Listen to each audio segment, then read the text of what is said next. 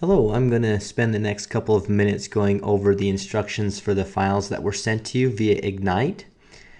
At a minimum, you should see 2 files in your folder, and the maximum amount could vary. It's possible to have as many as 4, maybe even more files than that. But regardless of the amount of files, you'll want to be sure to download and save each file to your computer. And the easiest way to do that is by checking the box here and then clicking on the download selected link, which is located on the right side of the page. So I now want to go over each file in the folder, and for sure 2 files will be included, the client file and the federal tax file. The client file will contain the federal return, supporting statements and schedules, and if applicable, any state returns. You'll want to use this file for your own review, and then if you encounter any inaccuracies, please notify us so we can make the correction. The last thing you want to happen is for you to sign and send the tax returns to the taxing authorities if a return is not accurate.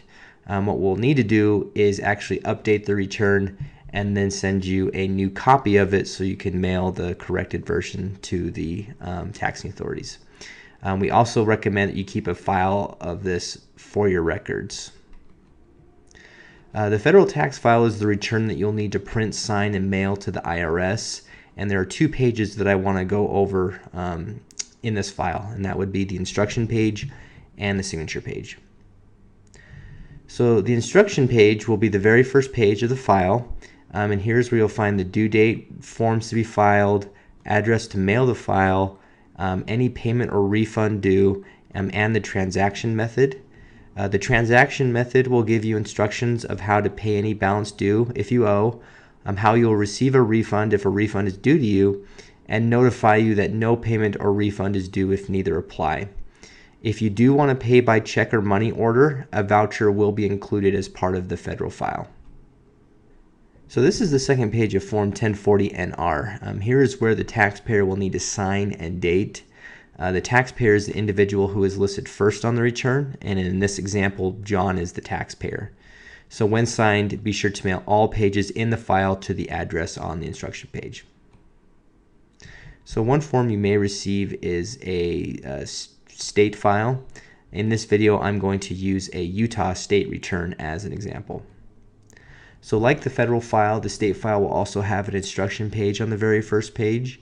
You will find the due date, forms to be filed, any payment or refund due, address to mail the file, and the transaction method. You will also need to sign the return before mailing. For the state of Utah, the taxpayer signs and dates here, and if you're filing a joint return, the spouse will sign and date here.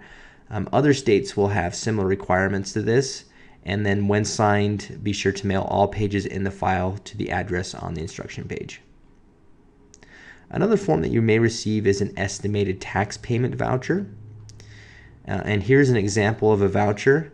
These are payments that are made for the current tax year, so not to be confused with a voucher that applies to the tax return that we just prepared for you. So I want to emphasize that these are not installment payments for your tax bill. If you owe this year, these are payments that will be applied to your next year's tax return.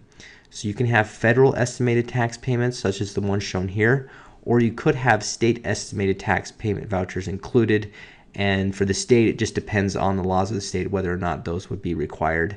There can be up to 4 vouchers, so pay close attention to each due date. The instructions for filing would be listed here, and the due date is listed here. If you are mailing payments, be sure to detach here and mail the voucher along with payment. So in conclusion, you'll need to send the signed federal tax return to the address on the instruction page of the federal tax file. Also, if required, you will need to mail the signed state tax return to the address on the instruction page of the state file. So if you do have any questions, please do not hesitate to contact us. Thank you.